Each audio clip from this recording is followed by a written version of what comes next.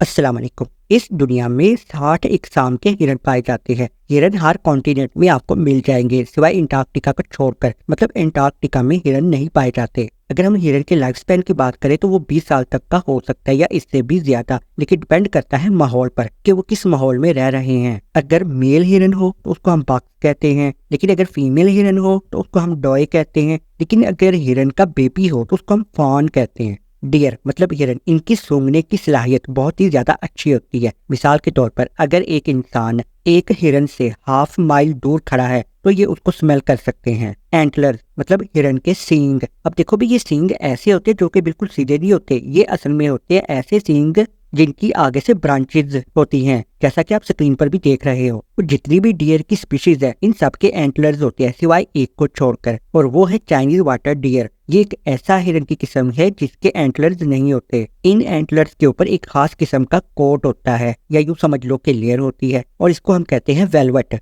हिरन के जो एंटलर्स होते हैं मतलब सींग होते हैं, ये एक लिविंग ऑर्गन होता है। तो मतलब ये है कहने का, इसके जितने अच्छे सींग होंगे या एंटलर्स होंगे उतना ही वो हिरन हेल्दी होगा। हिरन के सींग की लंबाई, अगर तो मेल हिरन है तो उसकी लंबाई 51 इंचेस तक जा सकती है, और अगर फीमेल हिरन है तो इसके सींग की लंबाई 20 इंच तक जा सकती है। हिरन बहुत अच्छे एथलीट्स भी होते हैं, मतलब इनको तैरना भी बहुत अच्छा आता है और भागने के तो ये माहिर होते हैं। हिरन नियॉन ऑरेंज कलर को नहीं देख सकते। हिरन हर्बीवोर्स होते हैं, मतलब कहने का ये है ये ग्रास खाते हैं, प्लांट्स खा सकते हैं, या मतलब पेड़ पौधे खाते हैं, या फ्रूट्स, नट्स और मशरूम वगैरह इस तरह की ये चीजें खाना पसंद करते हैं। जैसा कि मैंने शुरू में कहा कि हिरन की सूंघने की सलाहियत बहुत ज्यादा अच्छी होती है, लेकिन जो हिरन का बेबी होता है जिसे हम फॉन भी कहते हैं, जब ये पैदा होता है तो इसमें सूंघने की सलाहियत नहीं होती, ये बाद में आहिस्ता आहिस्ता डेवलप होती है। हिरन के बेबी को हम इजीली पहचान सकते हैं क्योंकि इनके ऊपर व्हाइट स्पॉट होते हैं, मतलब सफेद रंग के धब्बे होते हैं। फॉन जब भी पैदा होते हैं तो ये कुछ मिनटों के बाद चलना शुरू कर देते हैं, लेकिन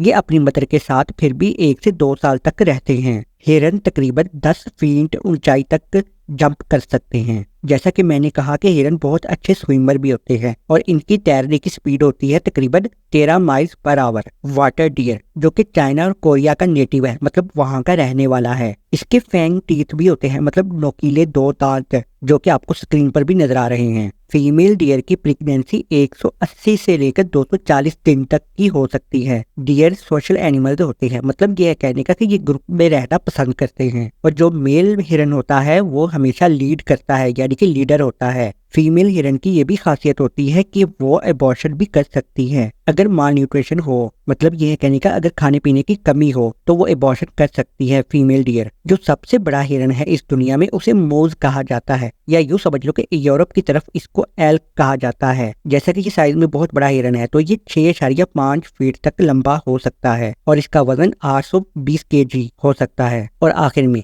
डियर यानी कि DEER, इसको हम डियर कहते हैं और इसका मतलब हिरन है। लेकिन अगर एक हिरन हो तो उसको हम डियर ही कहेंगे, और अगर बहुत ज्यादा हिरन हो मतलब 2 या 2 से ज्यादा तो तब भी हम उसको डियर ही कहेंगे, डियर्स नहीं कहेंगे, सिर्फ डियर कहेंगे। अगर वीडियो अच्छी और इन्फॉर्मेटिव लगे तो लाइक कर देना और चैनल को सब्सक्राइब कर देना। अल्लाह हाफिज।